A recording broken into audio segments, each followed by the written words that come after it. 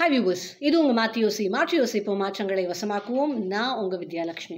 So இன்னைக்கு video பார்த்தீங்கன்னா rejection அப்படிங்கிற டாப்பிக்கில் தான்.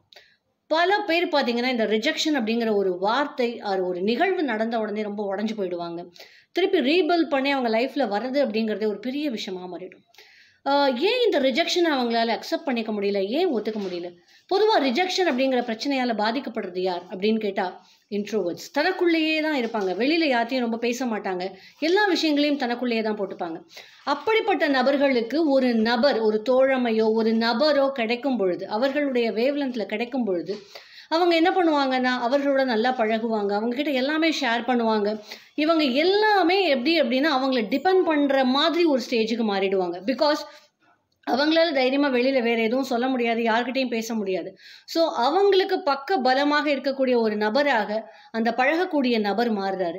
அப்போது அவங்க இவங்களை விட்டுட்டு போகும் பொழுது அந்த ரிஜெக்ஷன் அப்படிங்கிற ஒரு விஷயத்தை இவங்களால தாங்கிக்க முடியறதில்ல. ஏன் அப்படின்னா இவங்க எல்லா விஷயத்தையுமே நம்பி சொன்ன ஒரு இடமாக, ஒரு சாய்வதற்கு தோளாக இருந்தது அந்த ஒரு நபர் மட்டும்தான். அப்போது அதை மாதிரி போகும்பொழுது என்னுடைய வாழ்க்கையே போச்சு அப்படிங்கிற ஒரு மிகப்பெரிய முடிவுக்கு வந்து அதனால ரொம்ப உள்ளுக்குள்ளே போக ஆரம்பிச்சிடுறாங்க. நத்தை மாதிரி கூட்டுக்குள்ளே போய் அதுக்கப்புறம் வெளியிலேயே வர்றது கிடையாது. மற்ற நபர்களுடைய பழகிறது அப்படிங்கிறது ஒரு பெரிய விஷயமாக இவர்களுக்கு மாறுது.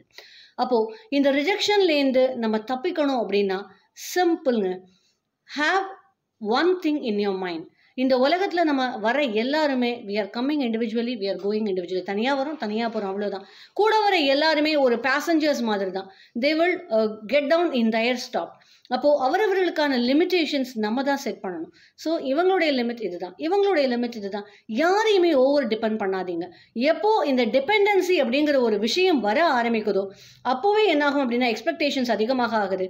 எப்போ எக்ஸ்பெக்டேஷன்ஸ் அதிகமாக ஆகுது அப்போ அந்த இன்னொரு நபரால் அந்த எக்ஸ்பெக்டேஷன்ஸை கோப்பப் பண்ண முடியலை, அதுக்கு ஒத்து வர முடியலை அப்படிங்கும்பொழுது the rejections happens. இது not only in personal relationship, even in office. நம்ம ஒர்க்கை கூட நம்ம தெரிஞ்சு பண்ணும்போது நமக்கு பிரச்சனை கிடையாது. பட் ஒருத்தரை டிபெண்ட் பண்ணி நம்ம ஒர்க் பண்ண ஆரம்பிக்கும் பொழுது அவர்களுக்கும் நமக்கும் ஒரு மனக்கசப்பு வந்தது அப்படின்னு சொன்னால் அடுத்த வேலை பாதிக்கப்படக்கூடிய நபர் நாமத்தான் இருக்கும். So equip our self with skills is the must thing in this hour. நமக்கு வேலைக்கு தேவையான விஷயங்கள் நம்ம தெரிஞ்சு வச்சுக்கணும். அண்ட் நம்ம யாரையுமே அதிகமாக டிபெண்ட் பண்ணி இருக்க வேண்டாம். எனக்கான செல்ஃப் கேரை என்னால் கொடுத்துக்க முடியும். கடவுள் எல்லாரையுமே அப்படி தான் ஒரு டிசைனே அப்படி தான் பண்ணியிருக்கான்.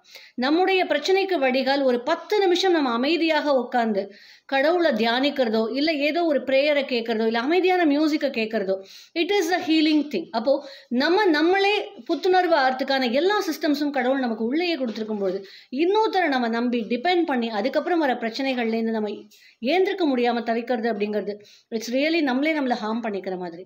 ஸோ ப்ளீஸ் இந்த ரிஜெக்ஷன் வேண்டாம் அப்படின்னா நீங்கள் யாரையுமே ரொம்ப டிபெண்ட் பண்ணாதீங்க. You have the self confidence.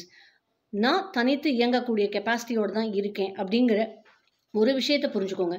பழகிற எல்லாரோடையும் நட்பாக சந்தோஷமாக பழகுங்க. ஆனால் அந்த நபர் இல்லைன்னா என் வாழ்க்கையே இல்லை அப்படிங்கிற ரேஞ்சுக்கு பழகாதீங்க. So that you can easily cross this rejection. Thank you.